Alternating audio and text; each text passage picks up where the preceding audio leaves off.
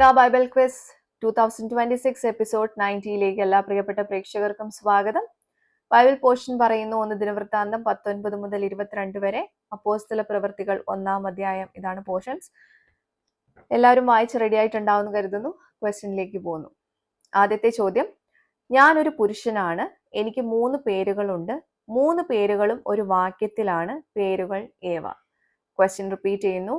ഞാൻ ഒരു പുരുഷനാണ്, എനിക്ക് 3 പേരുകളുണ്ട്, 3 പേരുകളും ഒരു വാക്യത്തിലാണ്, പേരുകൾ ഏവ? രണ്ടാമത്തെ ക്വസ്റ്റ്യൻ, നിർജ്ജന പ്രദേശത്ത് വെച്ച് നിർമ്മിച്ച 2 നിർമ്മിതികൾ ഏവ? അവ നിർമ്മിച്ചത് ആര്? നിർജ്ജന പ്രദേശത്ത് വെച്ച് നിർമ്മിച്ച 2 നിർമ്മിതികൾ ഏവ? അവ നിർമ്മിച്ചത് ആര്? മൂന്നാമത്തെ ക്വസ്റ്റ്യൻ, ഒരു കൂട്ടർക്ക് സഹായം ചെയ്യുവാൻ മറ്റൊരു കൂട്ടർ തയ്യാറായില്ല, അവർ ആരൊക്കെ? ഒരു കൂട്ടർക്ക് സഹായം ചെയ്യുവാൻ മറ്റൊരു കൂട്ടർ തയ്യാറായില്ല, അവർ ആരൊക്കെ? നാലാമത്തെ ക്വസ്റ്റ്യൻ, ദൈവത്തിന്റെ ആലയം ഇസ്രായേലിന് എന്തായിരുന്നു എന്നാണ് ദാവീദ് പറഞ്ഞത്? ദൈവത്തിന്റെ ആലയം ഇസ്രായേലിന് എന്തായിരുന്നു എന്നാണ് ദാവീദ് പറഞ്ഞത്?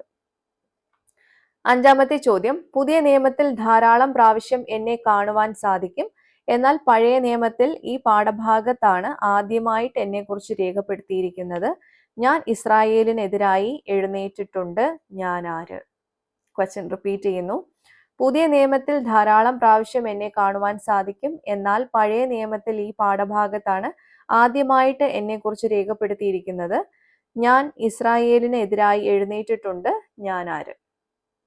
അപ്പോൾ ഇതാണ് ഇന്നത്തെ 5 ക്വസ്റ്റ്യൻസ്.